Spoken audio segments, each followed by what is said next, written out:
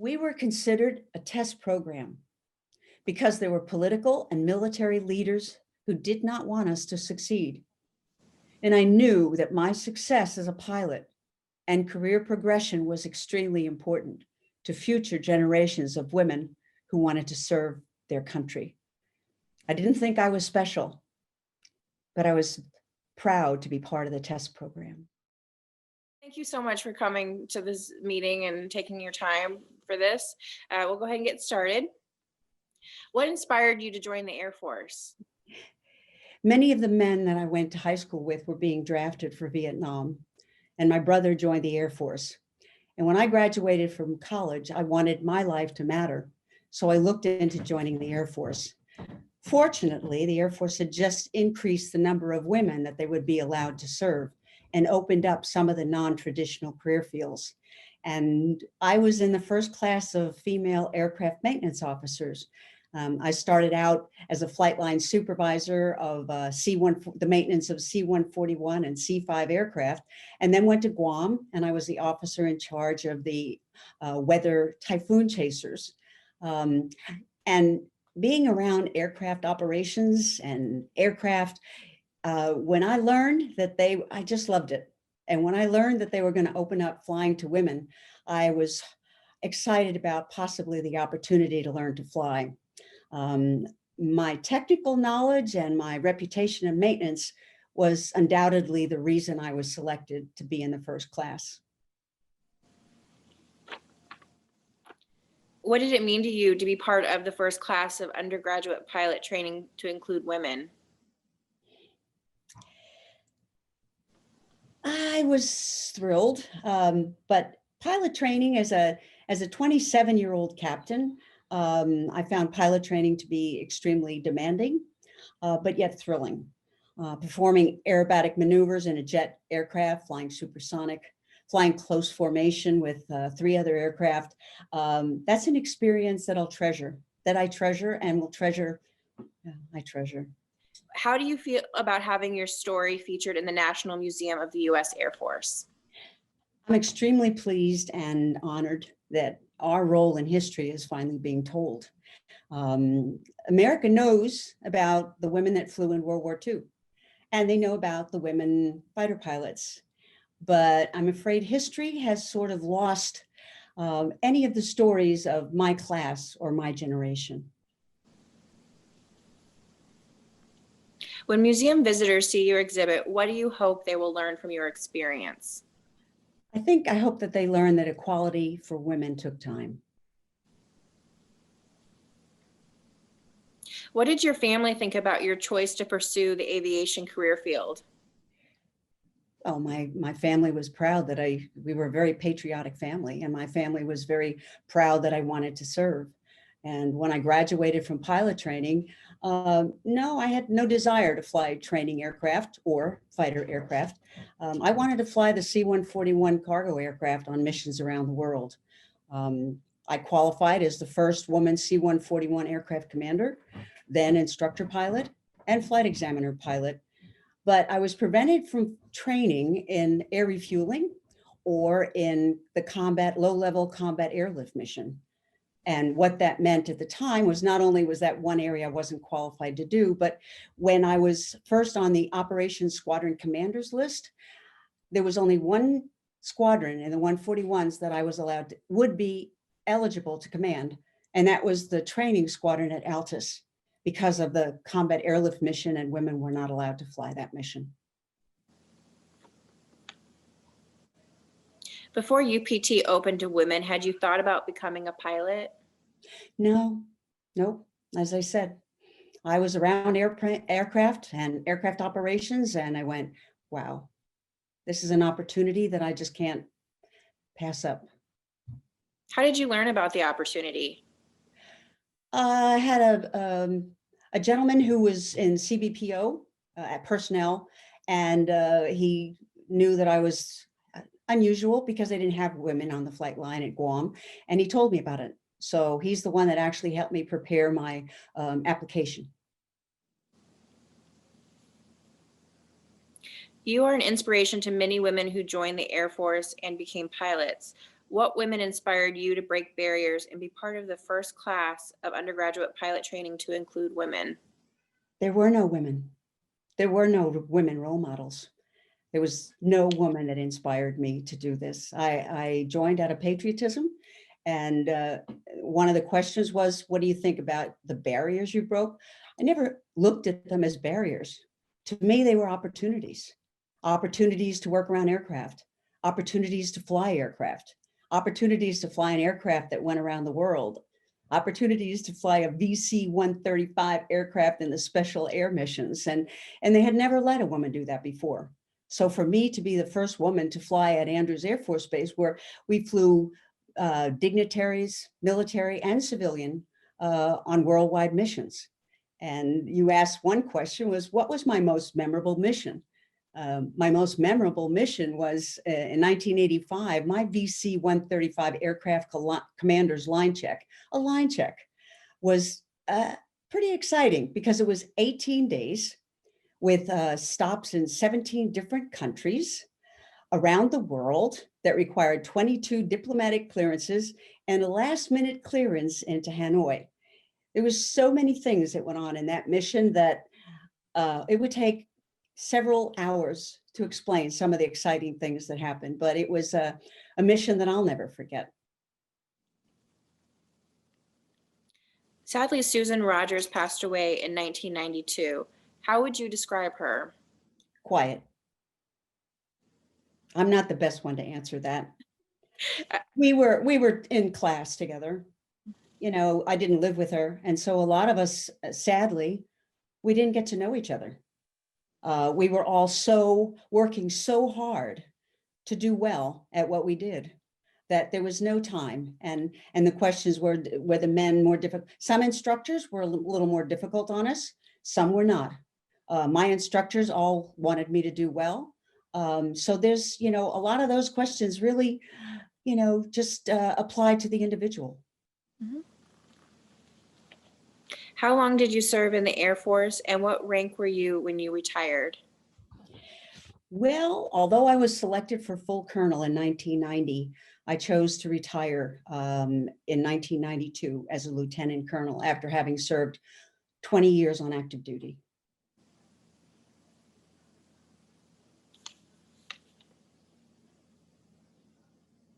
We already touched on memorable assignments or missions. Are there any other significant assignments or missions you would like to talk about? Yeah, we talked about a memorable mission, but probably the most memorable assignment that I had was I was the commander of the aerial port squadron at Andrews.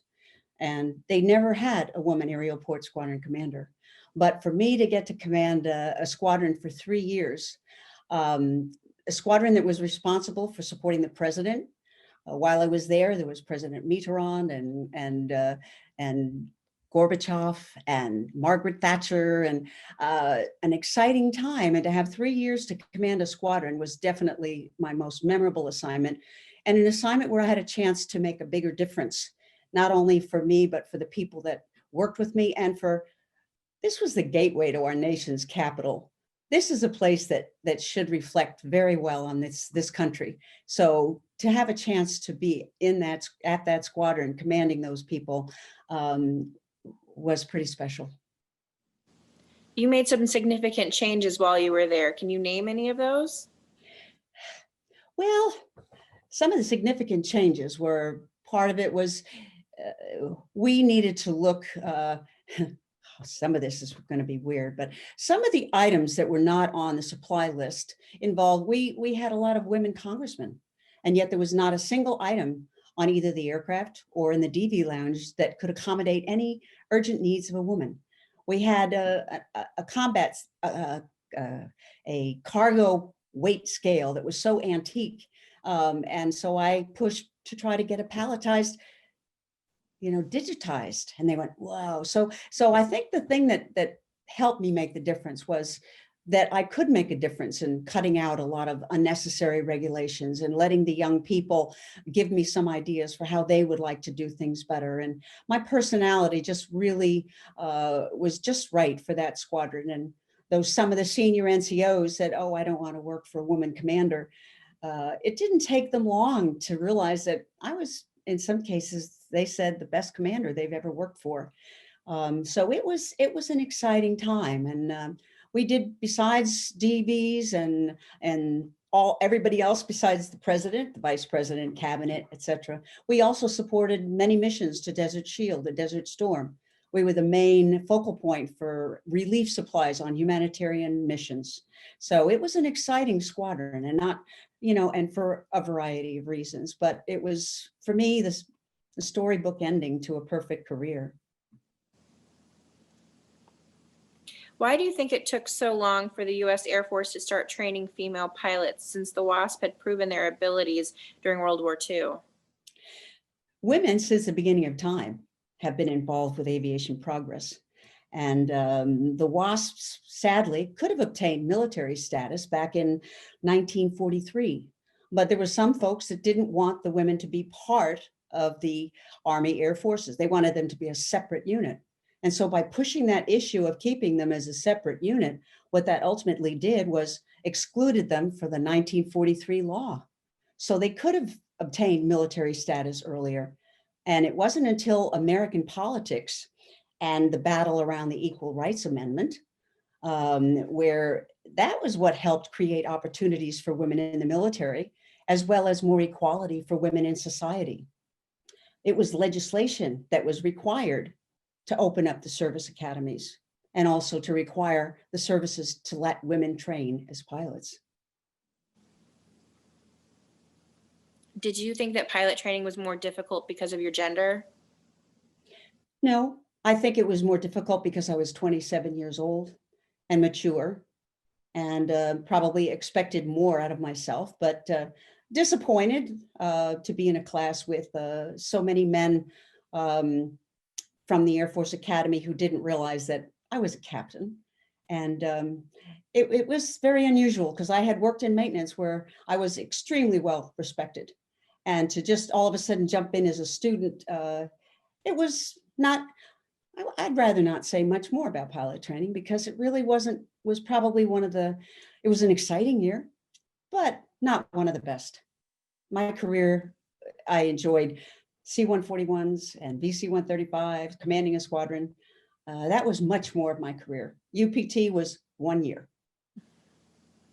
If I can ask one more question about UPT, did you feel like it was more difficult because of the male students or the male instructors?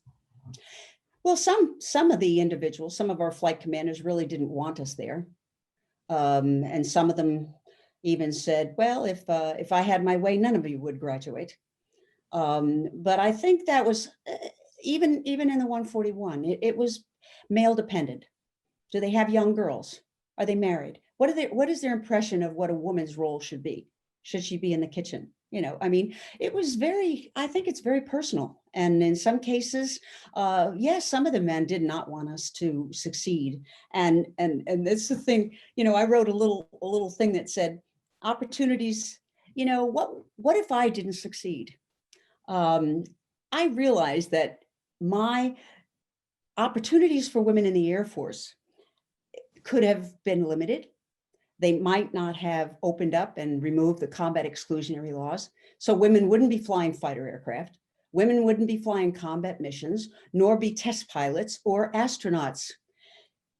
We were considered a test program because there were political and military leaders who did not want us to succeed.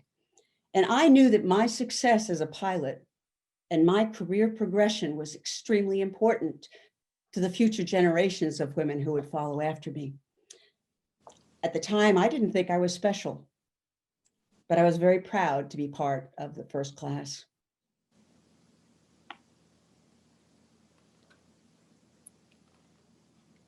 Do you think the acceptance of female aviators during the 1970s was symbolic of the changes in America?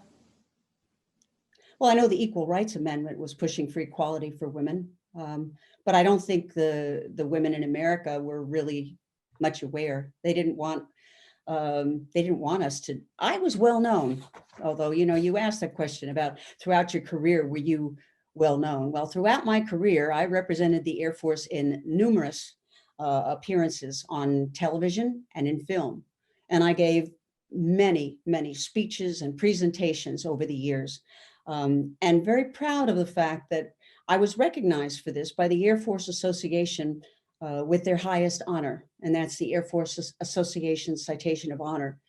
And what's special about it is it's presented only to individuals whose significant contributions to aerospace have benefited the Air Force and the nation. Very proud to have received that award. What aircraft did you fly during your career? Well, I think we've talked about that, but I flew the C-140, pilot training. We flew the T-37, the T-38, flew the the C-141, and then the VC-135. Civilian aircraft, some home built, some biplanes, some of those little things. But during my career, I spent many years with the 141 and the VC-135. It was great. If women had not been limited to flight instructors and transport and cargo pilots, what would you have chosen? Would you have chosen a fighter jet? I think I already answered that question. The answer to that question was I would have no desire to fly a fighter aircraft, no desire to fly a training aircraft. I wanted to fly an aircraft that had a mission, a worldwide mission. And the 141 was the workhorse of the Air Force. So that's the aircraft I wanted to fly. And I was very fortunate that even though it had the combat airlift mission, that the Air Force reconsidered and opened up that C-141, that I could do that.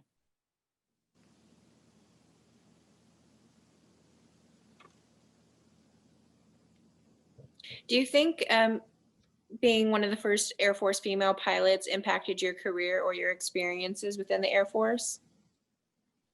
Did that open more doorways to you?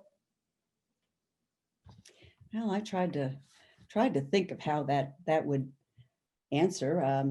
The only thing I can think of is the fact that as a pilot, I was at least on the operations commander's list. I was recognized for my abilities and got to command a squadron. There are certain positions in staff, both at MAGCOM and headquarters level, that can only be filled by a woman and only be filled by a woman. Therefore, these are the promotable positions, but they have to be, only filled by a pilot. And so as a woman, to get to fill one of those positions that are promotable, in other words, for your career progression, important. So yeah, it opened up the job that I had in the Pentagon was a pilot. It required a pilot. And had I not been a pilot, I would have not been able to serve in that position. That's great.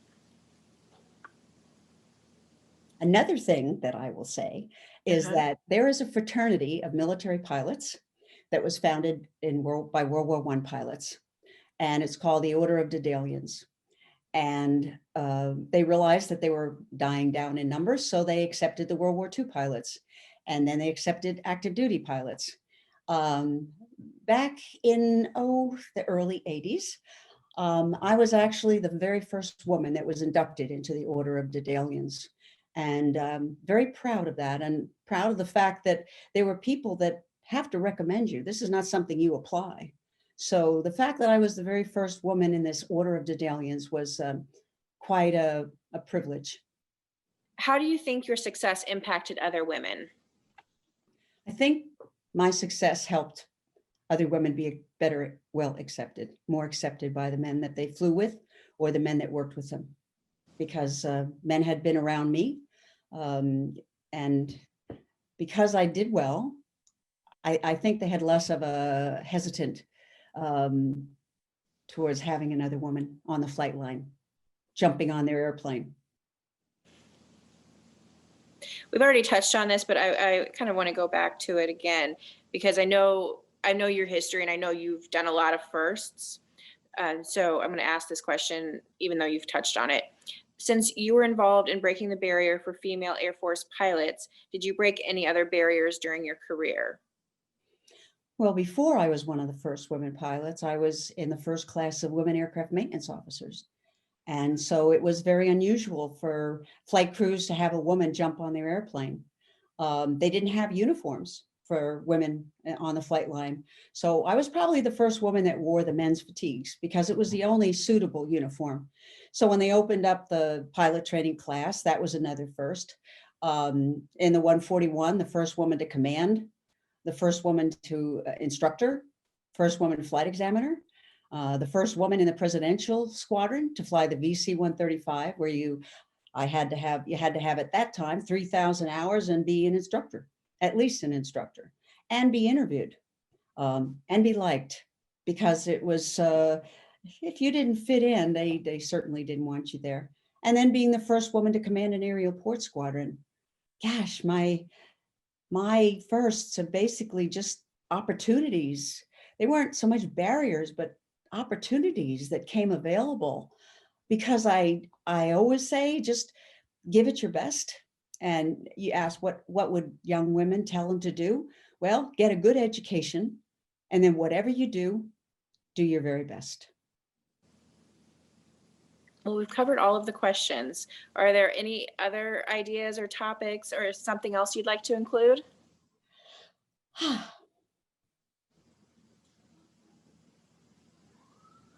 No, I think we've pretty much touched upon the things that mattered in my life. You know, I've had a really super life, you know, and looking back on it, people say, gee, yeah.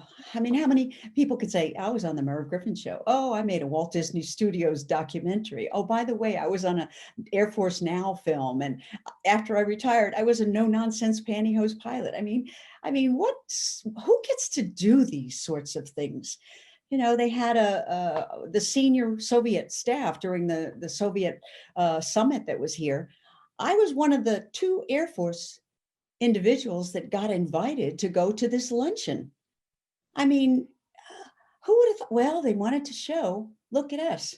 We're a country that lets our women, and Raisa Gorbachev walked by and she saw these wings and asked through an interpreter, are you a pilot? So it being, I guess, well-known, good at what I did, people asked me to go speak. I mean, wow. I gave the keynote speech at an Air Force Association national convention in Washington. And I didn't know why they had to approve my speech. And it was because they usually have 4-star generals. I sat on a podium with the Secretary of Defense, the Secretary of the Air Force, Joint Chiefs of Staff, and I was a captain giving the keynote speech. And it wasn't about women pilots. It was about the fact that with Vietnam drawing down, the American public didn't respect their veterans, and they needed to do something to retain veterans. And my speech surprised them. It was written in the Commander's Digest, because they were expecting me maybe to talk about women pilots, but I talked about pilots and retaining pilots in the Air Force, because you need good pilots, whether they're men or women. And combat would have been opened up a little quicker if we didn't have a chief of staff who personally didn't think women should be combat pilots, nor and a statement to women at the Air Force Academy that if I had to go to war, I'd rather go to war with less qualified men than more qualified women pilots. He should have been embarrassed. That chief of staff should have been embarrassed, because he withheld and he held back progress that could have come about a little bit more quickly. And I know you're not supposed to say this, but that was, that was sad. And I had to work for that gentleman. And it was obvious to me when I went to his office and would brief him on a program. He didn't want me to brief him. He wanted the young captain major next to me. I was a lieutenant colonel, to brief him. He didn't want the woman to brief him. So that's a sad, we've come a long way. We've come a long way. And I think more and more people and the women at the 89th recently recognized me and presented me with a new Sam Fox jacket, which was a touching moment. Because for me, it was touching because the wing commander, the vice wing commander, squadron commanders, my old squadron commander, these were all women, qualified women with wings. And it didn't happen by chance that they were together. They were just the best person for the job. So for me, it was Noteworthy, it brought tears, so an ugly picture appears. You know, not a smile, but a tear, because it was just so heartwarming, because they wanted to say thank you. Thank you for opening doors so it was a little easier for us to go through. And recently I gave a talk, the 141 guys I flew with, you know, and I said, you guys realize why I was so good? Well, I was a maintenance officer. I had 7 months training of aircraft maintenance. Then I had training on the 141 as a maintenance officer, the C5, the C-130. Before, you know, it's like, of course I was smart. You know, of course I graduated first in the class when I went through training in Altus, you know, because number one, I was a hard worker, and I knew my success mattered. And it was good because I could teach. I got to teach, but not in an airplane for an hour. I would be on a 10-hour mission teaching a young co-pilot about the aircraft and what do you do if this goes wrong and what do you do if that happens. And so to me, I really had a chance to train future aircraft commanders, you know, young co-pilots. And you know, just for you, one mission where you're going down and the winds are so strong, you know, you have no options. You've got to land because the winds are so strong. You don't have enough gas to go anywhere else. Either you put it down or you're in the ocean and you're flying sideways because the winds are so strong, telling the engineer, I don't care how strong the winds are. You know, we have to put it on the runway. And telling the co-pilot, you got the throttles, I got the ailerons, and you put it down and you have this young co-pilot come up to you and say, oh, I'm so glad you're a flight examiner because I was scared. And he gives me a hug. I'm going, well, just between you and me, I was a bit nervous myself. You know, I mean, these are just amazing stories that, you know, that you have of going into Hanoi, you know, getting the Judiciary Committee into Hanoi. You know, it was like, okay, this is terrific. My line check. You don't have all these things go happen on a line check. You know, I was going to tell you about I made a decision as the aircraft commander. It's too hot on this ramp. We have to stay safe. So those of us up front are going to stay in shorts. Only the flight stewards have to see the party. So we're up front sitting in shorts. And all of a sudden the engines wouldn't start. So we had a problem with the starter. So now the party's on the ramp watching me in shorts on the flight line with the crew chief and the engineer helping to change the starter. You know, you know, it was, the head of the House Judiciary Committee, they don't do that, but Representative Rodino honored us by throwing us a dinner. Rented an Italian restaurant, quaint Italian restaurant, and took the whole party to this Italian restaurant. And you know, and I didn't know one of my co-pilots sings Italian opera. And so he gets up in this, you know, environment and he's singing Italian opera. And by the way, that same co-pilot sang at my wedding. He didn't sing Italian opera, but he sang at my wedding. What a great idea of the barriers. What a great idea, tying us in. That's why Vietnam, I wanted to say, why did I join the Air Force? Vietnam, my high school classmates, many of them didn't come back. This was a time where people didn't recognize veterans. I changed uniforms so I wouldn't be spit on. This was a tough time. And, you know, I knew that it would not be the most, you know, they didn't want women in the military. My parents thought women did not join the military. This was strange. But the military wanted to change the image of women. They wanted the all-American girl. Who better than me, an all-American girl, to come in and show them you can still be a career woman, but you can still be an all-American girl. And so I was the right woman at the right place at the right time, where opportunities opened up. And I stepped through those little barriers, opportunities to proceed with a career. And I got sick. I could have done more, but being medically grounded, I couldn't have been a wing commander. There was no more barriers that I could break. So it was time for me to get out. You know, yeah, I was a senior ranking woman pilot in the military, not just Air Force, in the military when I retired. But, you know, it was time for me to step aside. And I did all I could do.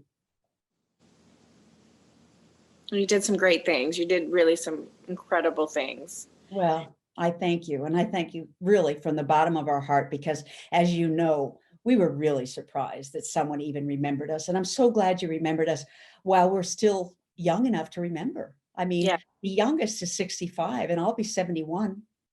You know, so this is a little stressful, a little more stressful at my age. I used to give speeches to like conventions, but you know, I was a bit younger and not maybe nervous about how old I looked, you know. But some of these war stories, people don't, you know, people don't want to hear them. I mean, really. I mean, the Merv Griffin show, that was fun. I got more airtime than Betty White. Because she was on the couch next to me, but Merv decided, you know, what she had to say wasn't nearly as interesting as what I was saying. I lost that. I wish I would have saved a copy of that, but I didn't. And then Lloyd Bridges narrated the Walt Disney Studios documentary, and it was about me. And it showed many years on the Disney Channel about this woman, you know, and it narrated by Lloyd Bridges, Disney Channel on television. I'm going, okay, you know. So, I mean, I was in college, I was a drama major, radio, TV minor. And the Daedalian magazine asked me, well, how did your college come in handy? I said, you know what? My college training as a drama, speech, radio, TV minor could not have been better, because I was constantly asked to give speeches, constantly interviewed, constantly photographed. I mean, it was just like the Air Force now. The reason they worked with me and not some of the other women was because I could work with them. And I didn't expect to get out of an airplane and take off my helmet and look like I just left a beauty parlor.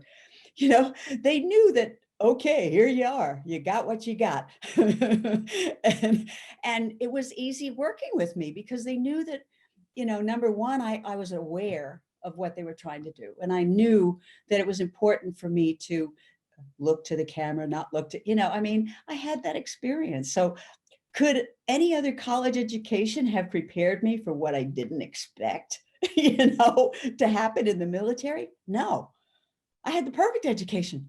You know, I had the perfect education because I spent more time. You know, I had a four-star, he passed recently, but I had a general that was a four-star that was sort of my mentor. And he told folks, he said, you know, the ideal woman in the Air Force is Kathy. And he was the one that helped me get command of that squadron. And so along the way, it took some men who, even against others that didn't want me, no, she should go to a staff job. He said, no. I explained, I need to fly in the presidential because you got women after me that are going to wonder what you did with LaSauce. And if they see I'm back behind a desk, it's not going to be a very good sight. So he actually, even in spite of the fact that people didn't want me to do it, he was at that time high enough ranking that he said, don't tell anybody, but after Armed Forces Staff College, you're going to the 89th. And I said, okay. He says, the orders will be there before you graduate. Good.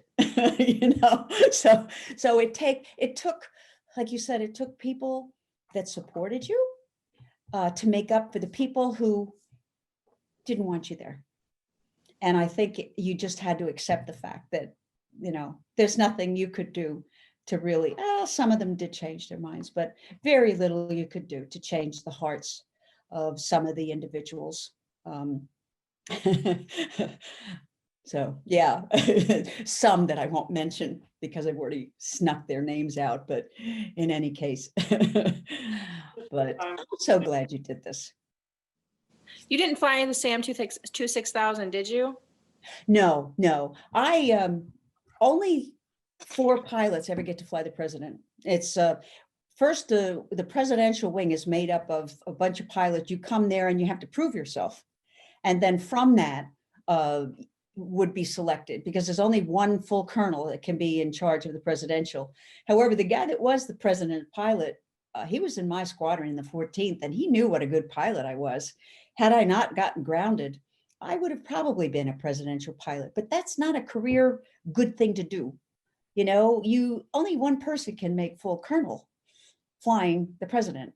And so what I did being grounded was probably the best thing that could have happened, because I didn't want to command a 141 training squadron.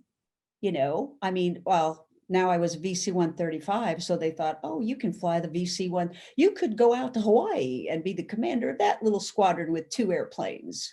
But I got to command the best squadron in the Air Force, the most visible, busiest aerial port squadron in the Air Force. And I mean, taking Gorbachev to his airplane, escorting him, Margaret Thatcher, get on the bus, who gets to do these things? Really, who gets to do these things? And so I've been blessed.